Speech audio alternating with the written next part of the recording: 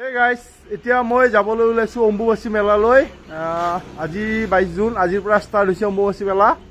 কামাখ্যা মন্দিৰৰ main gate আজিৰ পৰা বন্ধ থাকিব। নেক্সট 26 তাৰিখে খুলিব, টাইমটো নাজানো। তো এতিয়া মই লগৰ কেইজনমানৰ লগত যাওঁ। আজি চাগে ৰাতিটো তাতে থাকিম, চাওঁ কি হয় দেখা যাক। আপোনালোকে লগত থাকক, ভিডিঅ'টো চাই থাকক, ভাল লাগিব। জয় মা কামাখ্যা।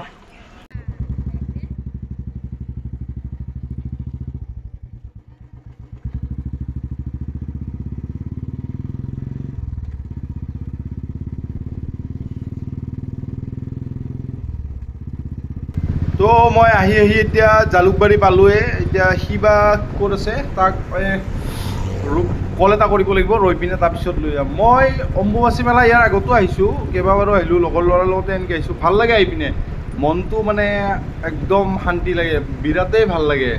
আপোনালোক যদি অহা নাই কেতিয়াবা নিশ্চয় আহিব। অলপ ভিৰ হয় বা হেৰি হয়, কিন্তু বহুত ভাল লাগে। আৰু যিটো পৰিৱেশ দেখিব, দেশৰ মানে বিভিন্ন জেগাৰ পৰা মানুহ আহে, সাধু সন্যাসী আহে, মৌনব্ৰত থকা বাবা আহে। ইয়াতে আহি পিনে মৌনব্ৰত ভাঙে, 10-15 বছৰ মৌনব্ৰত ৰখা এনেকুৱা সাধু সন্যাসী আহে, ইয়াতে ভাঙে। তাৰপিছত অঘৰী বাবা আহে, বহুত ৰকমৰ আহে, আগে পিছে দেখা পাইছোঁ। এইবাৰ চাওঁ, এইবাৰ দেখা পাওঁ নে নাই সেইবিলাক। ইয়াৰে আগে পিছেতো মই আহোঁতে এনেকৈ মানে বহুত দেখা পাইছোঁ। 106 বছৰ 107 বছৰ বয়সৰ বাবা আহিছে, অঘৰী বাবা আহিছে। তো এইবাৰো ভালেই লাগিব জানো। যোৱা বছৰ আৰু তাৰে আগৰ বছৰ আহিব পৰা নাই। তো ইয়াতে মই ৰৈ দিওঁ, বেছি আগ নাবাঢ়ো, ইয়াতে ৰৈ দিওঁ। ইয়াতে ৰৈ পিনে তাক এটা কল কৰি লওঁ। তো আমি আহি পালোঁ এতিয়া মালিগাঁও, আৰু মালিগাঁও ফ্লাইঅভাৰ যিখন নতুনকৈ বনোৱা হৈছে তাৰে তলতে বাইক পাৰ্কিং কৰিলোঁ। ইয়াৰ পৰা এতিয়া আমি খোজকাঢ়ি যাব লাগিব।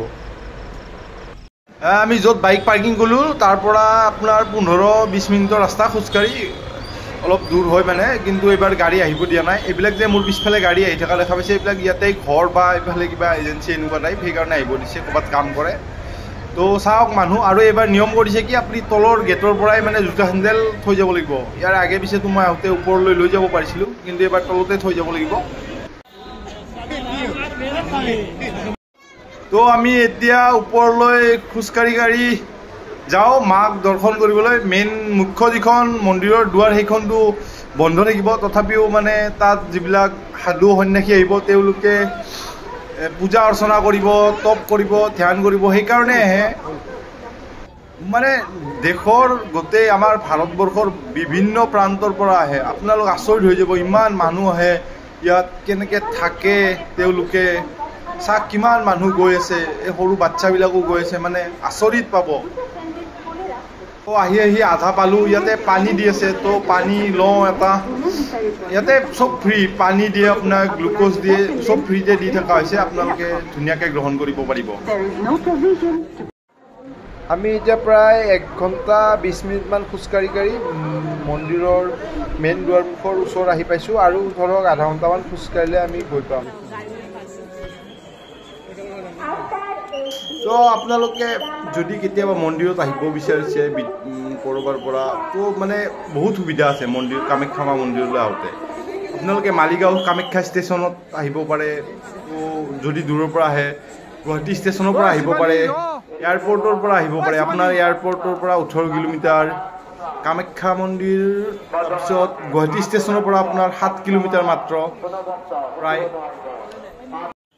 আপোনালোকে ধুনীয়াকৈ আহিব পাৰে, আৰু সুবিধা আছে, মানে গাড়ী মটৰ ধুনীয়া, একদম হেৰি নাই, একো সমস্যা নাই, বঢ়িয়াকৈ আহিব পাৰে আপোনালোকে মাক দৰ্শন কৰিব। একেদিন অলপ ভিৰ হ'ব বাৰু, একেদিন। আৰু এতিয়া ফ্লাইঅভাৰ হৈছে মালিগাঁৱত, তো ভিৰো নহয় তেনেকুৱা, গাড়ী মটৰ যাম জঁট নহয়, সেইটোৰ কাৰণে একো সমস্যা নাই। তো আমি আহি পিনে মেইন গেটৰ ওচৰ পালোহি। এইফালেদি এণ্ট্ৰি গেট, এক্সিট গেট বেলেগ। আমি এতিয়া মন্দিৰৰ ভিতৰত প্ৰৱেশ কৰিম। এইখন মুখ্য দুৱাৰ, মন্দিৰৰ ভিতৰত প্ৰৱেশ কৰা। কিন্তু মাক দৰ্শন কৰিবৰ কাৰণে আপুনি আকৌ ভিতৰত সোমাব লাগিব, মন্দিৰৰ ভিতৰত। তো এইফালেদি আমি এতিয়া যাওঁ। চাওক কিমান চেকিং, কিমান পুলিচ, কিমান ব্যৱস্থা।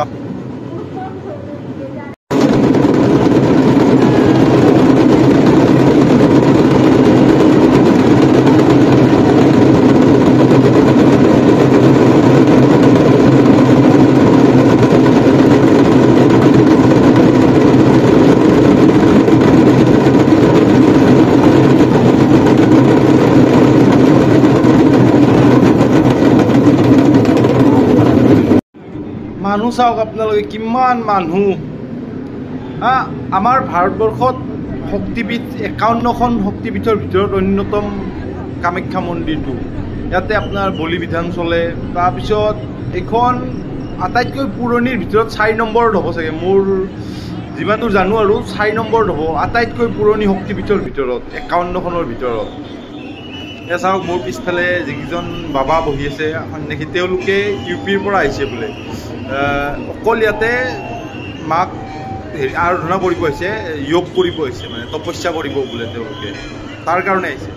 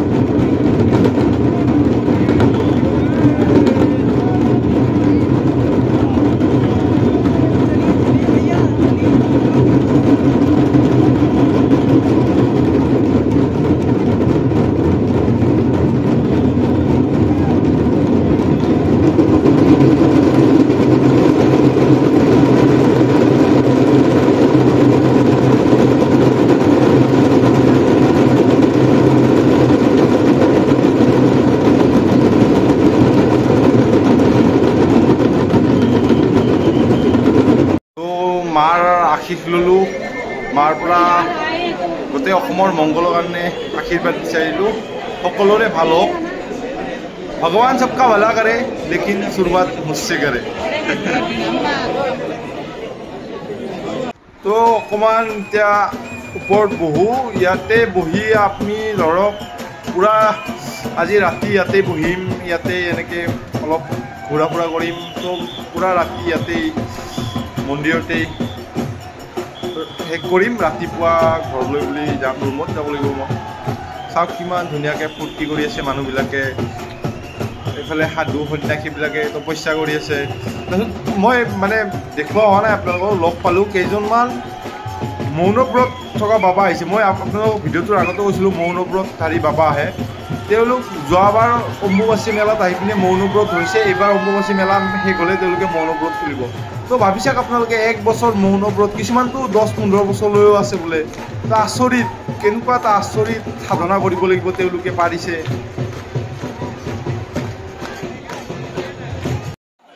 এতিয়া 1-10 মান হ'ল, মাজতে অকণমান বৰষুণো আহিছিলে, মানুহ তথাপিও কমা নাই।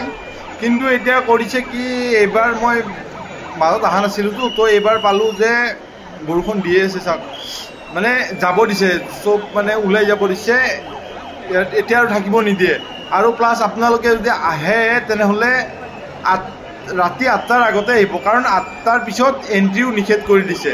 মেইন গেট মানে তলৰ পৰাই আপোনালোকক পাহাৰতে উঠিব নিদিয়ে, আৰু পুলিচ বহুত আছে। তো আপোনালোকে নাভাবিব যে কিবাকৈ উঠিব পাৰিম, একদমেই সম্ভৱ নহয় আপোনালোক অহাৰ। তো 8টাৰ পিছত নাহিব যদি আহিব বিচাৰিছে,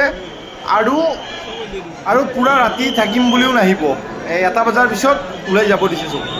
চাওক চব মানুহ ওলাইছে। ইয়াৰে আগতে আহোঁতে কিন্তু পূৰা ৰাতি আছিলোঁ, মৰ্ণিং ওলাই গৈছোঁ। এতিয়াও বাৰু একো সমস্যা নাই, ধুনীয়াকৈ ঘৰ গৈ পাম।